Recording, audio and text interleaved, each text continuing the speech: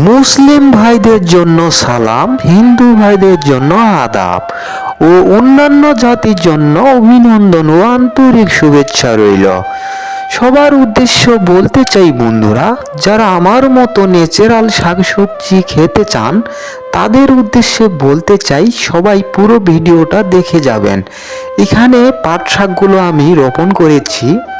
এখন আষাঢ় মাস, যার কারণে অনেক বৃষ্টিপাত হওয়ার কারণে আমার পাট শাকগুলো বেশি একটা হয়নি। তো যা হয়েছে অনেক সুন্দর হয়েছে এবং সবুজ আকৃতির, যার কারণে আকাশের বৃষ্টি পেয়েছে।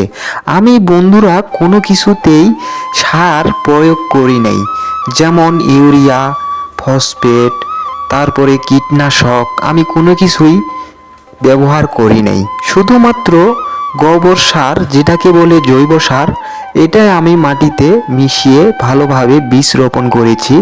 দেখুন এই পাট শাকগুলো কত সবুজ হয়েছে।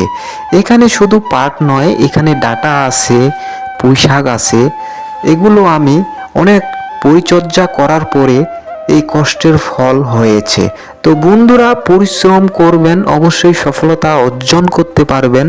আর যারা আমার মতো শাকসবজি করার মতো আগ্রহী, তারা বাড়ির আশপাশে ছোট্ট একটা জায়গায় আমার মতো এই শাকসবজি রোপণ করে চাষাবাদ করে ন্যাচারাল শাকসবজি খেতে পারেন। সত্যি বন্ধুরা, যখন নিজে কিছু একটা করতে যাবেন তখন মনের মধ্যে একটা আনন্দ জাগে, যেটা বলে হয়তো আপনাদেরকে বোঝাতে পারবো না। দেখুন আমি এই যে পাট শাকগুলো উঠিয়েছি, এই পাট শাকগুলো অনেক সবুজ আকৃতির হয়েছে বন্ধুরা। সবাই ভালো থাকবেন, এই পর্যন্ত ভিডিওটা শেয়ার করবেন।